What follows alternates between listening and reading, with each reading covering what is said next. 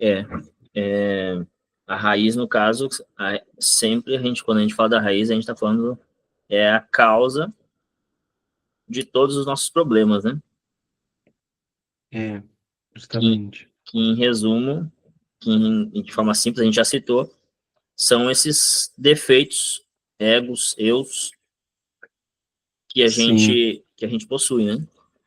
Acho que seria interessante comentar um pouco sobre isso, como que influencia, né? Como que abafa e não nos deixa avançar, progredir. Claro. Porque, basicamente, eu gosto de explicar assim, mais ou menos. O eu, ou o ego, eu gosto de explicar como se fosse um programa de uma máquina. Ou seja, você vai lá, um computador, qualquer máquina, qualquer aparelho que vai fazer qualquer coisa, né? Hoje em dia, está muito evoluído, né? Muito desenvolvido. O pessoal que trabalha com isso aí sabe disso e tem cada vez mais desenvolvido, né? Mas em linhas gerais, de forma simples, é um programa. E o eu, o ego, é um programa que a gente já tem para que é como se fosse um aprendizado, uma maneira de lidar com coisas, com situações, com pessoas que aparecem na nossa frente, com ambientes que nós estamos, né? Com situações de problemas, ou não, outras situações que não sejam problemas, mas que se apresentam ao nosso redor, enquanto nós estamos despertos nesse mundo físico, e também quando nós estamos nos mundos internos também, despertos ou não, né? Uma maneira padronizada e mecânica de reagir ou de lidar com esses eventos. Então, quando eu pego, se eu, por exemplo, olho para o Christopher e, sei lá, eu falo assim, não, você fez tal coisa, assim, assim, assado, recrimino ele, eu critico, brigo com ele, discuto, falo que ele tinha um ditado lá no Sul, quando eu era jovem, o mais jovem, porque nós somos ainda um pouco jovens, né? Tinha um ditado que a gente brincava assim com os amigos, né? O Cris deve ter conhecido esse ditado também, lá em Cascavel, quando a gente queria brigar com alguém, mas não era brigar, era simplesmente fazer uma brincadeira com ele, né? Mas dependendo da pessoa, se ela não se desse conta, ela poderia ficar chateada. Eu chego pro Cris e falo assim, tua mãe não é homem, né? Ou seja, se eu chego para eu chego para a pessoa e xingo ela, se a pessoa, o Cris, ele possui o programa do eu, que quando é xingado, que dizem que a mãe dele não é homem, né? Ele deixa que esse programa se ative, ele vai é como se eu chegasse e apertasse um botão nele e ele ativa uma mecânica, uma resposta padrão. Igual quando você clica hoje em dia, todo mundo deve ter clicado já num anúncio do Facebook ou do Instagram, né? TikTok, etc. Muitas vezes a gente é direcionado nesse anúncio para um botão, para uma conversa, digamos, de robô, né? De chat de robô. Aí nessa conversa apresentam algumas opções. Como posso te ajudar? O que você gostaria de saber? Gostaria de mais informações sobre tal coisa? E aí inicialmente, você não conversa diretamente com a pessoa em si que está vendendo o produto, ou vendendo o curso, etc. Você vai conversar com um robozinho ali, né? Então, o robô, ele para cada pergunta ou cada coisa que informação que você insere ali no programa, ele tem uma resposta. Então, o eu, ele é a mesma coisa. Ele é uma percepção da realidade, ou seja, de uma forma então, não sei se profunda, mas talvez sim. Ou seja, como se o eu ele é um programa que percebe um padrão de quando ele percebe a ira de outra pessoa, ou o orgulho de outra pessoa, ou a inveja de outra pessoa, que são os eus, os egos. Quando ele percebe a luxúria da outra pessoa, esse eu que está na outra pessoa, ele percebe aquilo e já sabe como agir, como reagir, na verdade, porque é uma reação. é um programa. E a gente precisa, esses programas, a maioria desses programas, ou esses egos, programas, eles são negativos, porque eles trazem muitos malefícios para a nossa vida. Porque quando entrando porque a gente está falando desse aspecto da lei da atração, né? O segredo, etc. Então, também dá para a gente falar sobre o que é a inteligência emocional, né? Ou seja, que em outras palavras é autoconhecimento.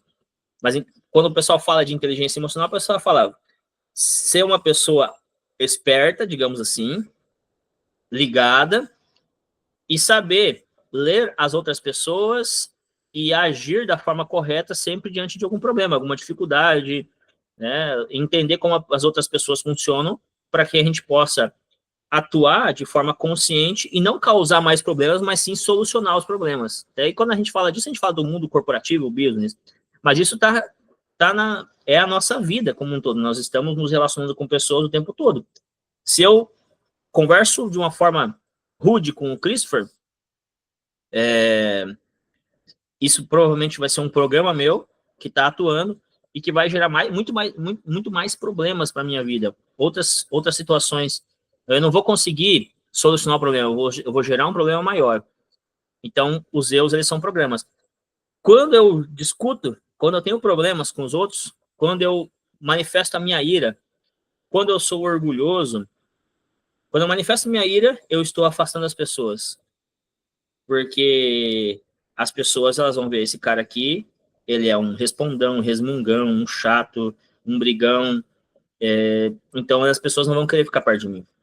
Quando eu manifesto meu orgulho, da mesma forma, as pessoas veem que se você tem um cargo, se você é uma pessoa bem, digamos, importante para um grupo de pessoas, mas você se acha por isso, você também não vai atrair as pessoas pela emoção correta, que seria, ou seja, você com orgulho, as pessoas podem até realmente estar atraídas por você, você tem um cargo de importância, aí você se acha, porque você tem o super cargo de importância lá na sociedade, e aí, só que as pessoas, muitas vezes, elas não se aproximam de você porque elas gostam de você, quando você é rude ou orgulhoso. Elas se aproximam de você porque talvez você ofereça algum benefício, elas se sujeitam. Entende? Tipo assim, por interesse, talvez.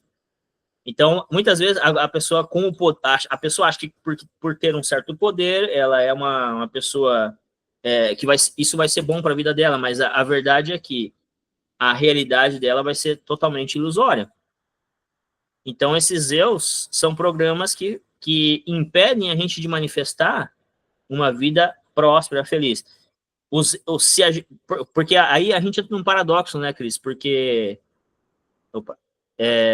se a gente for parar para pensar, existe, por exemplo, o eu da cobiça.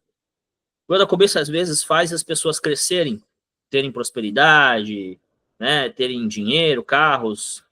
Faz isso é verdade, né? Tipo, aí a gente poderia até bugar um pouco, falar assim, mas então, como você está falando que o eu, ele impede você de crescer? Só que normalmente essa prosperidade, não sei se você vai concordar comigo, mas e o pessoal que está em casa, né? Se qualquer coisa, comenta no chat. E a gente responde depois. Interage, né?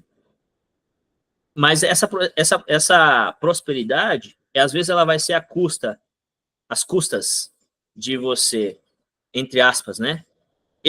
Eu ia falar escravizar, mas é explorar outras pessoas, às vezes às custas de certas mentiras,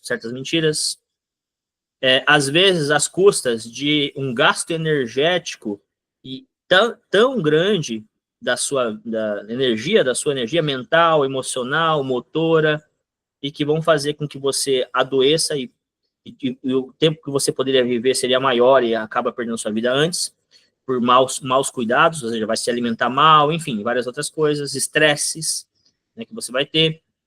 E às vezes também, ou seja, são várias coisas, né, que a gente perde porque o eu da cobiça está atuando. Aí você vai se distanciar da sua família, muitas vezes, vai deixar de cuidar do seu filho, vai esquecer da sua esposa, vão acontecer outros problemas, a esposa vai deixar de gostar de você, ou vice-versa, se for a esposa buscando esse sucesso, né? E aí a família se destrói. Ou seja, nossa, a gente tem muita coisa para conversar, né, sobre essa questão, né? Então a pessoa fala assim, ela teve sucesso numa área, mas ela perdeu tanta coisa e muitas vezes ela não percebe. Então o eu, ele é a causa do nosso sofrimento, das nossas dores, das dificuldades que nós temos em nos relacionar com as pessoas, porque a gente deixa de cuidar e de olhar para as pessoas e ter uma conversa verdadeira e sincera, por medo sei lá, de perder alguma coisa, enfim, né? Não sei, complementa aí, Cris.